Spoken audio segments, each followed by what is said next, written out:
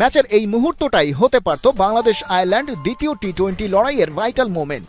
ছোটখাটো একটা ব্যাটিং বিপর্যয় তখন সামাল দিতে ব্যস্ত দুই আইরিশ ব্যাটার লোরকান টাকার আর জর্জ ডকরেল। সহজ একটা রান আউটের সুযোগ পেয়েছিলেন wicket keeper captain Liton Das, কিন্তু বলটা বেরিয়ে গেল হাত ফসকে আগেই। ডকরেল টাকারের এই জুটি পরে পথ দেখিয়েছে অতিথিদের। ফিনিশিং টাচটা ওদের মনের মতো না হলেও দলীয় রান ঠিকই নিয়ে যেতে পেরেছে 170-এর কোঠায়।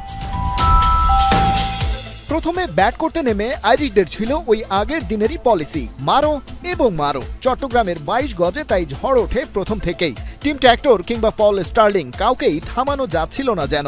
ওদের ওপেনিং জোটেই 4.4 ওভারে ওঠে 57 রান। সেই জুটি ভাঙে ক্যাপ্টেন স্টার্লিং এর উইকেটে। কাজের কাজটা করেছেন তানজিম সাকিব।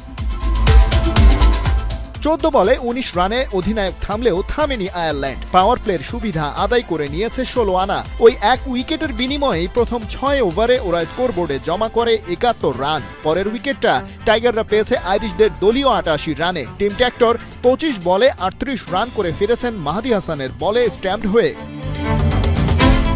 তার ভাই হ্যারি ট্র্যাক্টর অবশ্য এদিন খুব একটা সুবিধা করতে পারেননি। মাহদির বলেই ফিরেছেন 11 বলে 11 রানে। তবে হাল ধরেছেন লোরকান টাকার, তাকে ভালো সঙ্গ দিয়েছিলেন George Dockrell. Irish batting order যখন হঠাৎই স্লিপ করতে শুরু করে তখন রিকভারির কাজটা করেছে এই পার্টনারশিপ। তারা স্কোরবোর্ডে তুলেছে 44 বলে 56 রান। ডকরেল সাইফুদ্দিনের বলে আউট হয়েছেন 18 রানে, আর টাকার ইনিংসের শেষ বল পর্যন্ত টিকেছিলেন। রান আউট হওয়ার আগে তার ব্যাট থেকে এসেছে 41। আয়ারল্যান্ডকে টাইগাররা আটকে ফেলে 170 রানে। যদিও ব্যাটিংয়ে আগের ম্যাচের অভিজ্ঞতা ভালোই চোখ রাঙাচ্ছিল টাইগার সমর্থকদের। যেখানে বাঘের ভয় সেখানেই যেন সন্ধ্যা নেমে আসতে শুরু করে, কারণ ব্যক্তিগত মাত্র 7 রানেই রান আউটে কাটা পড়েন ওপেনার তানজিদ তামিম। এবারে মঞ্চে হাজির নতুন নায়ক লিটন নিলেন অ্যাঙ্করের রোল, আর ক্যাপ্টেনের দেয়া আশ্বাসে বিশ্বাসে রানের ফোয়ারা ছোটালেন পারভেজ ইমন। দুজনে মিলে গড়লেন 43 বলে 60 রানের জুটি।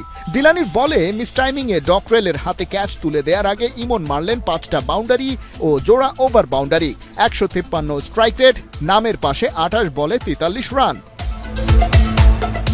ইমন ফিরলেও দলের আসল যোদ্ধা তখনও শুরুই করেননি খেল। ইনজুরির ধাক্কাটা সামলালেন লিটন দাস। তারপর একটানা শাসন শুরু করলেন আইরিশ বোলারদের। ক্যারিয়ারের 16 নম্বর 50ও পূরণ করলেন 34 বল খেলে। 57 রানে রিভিউ নিয়েও বাঁচতে পারেননি। এই যাত্রাপথে লিটন মেরেছেন 3টা করে বাউন্ডারি আর ওভার বাউন্ডারি। সাইফ হাসান লিটনের পিছুই নিয়েছেন।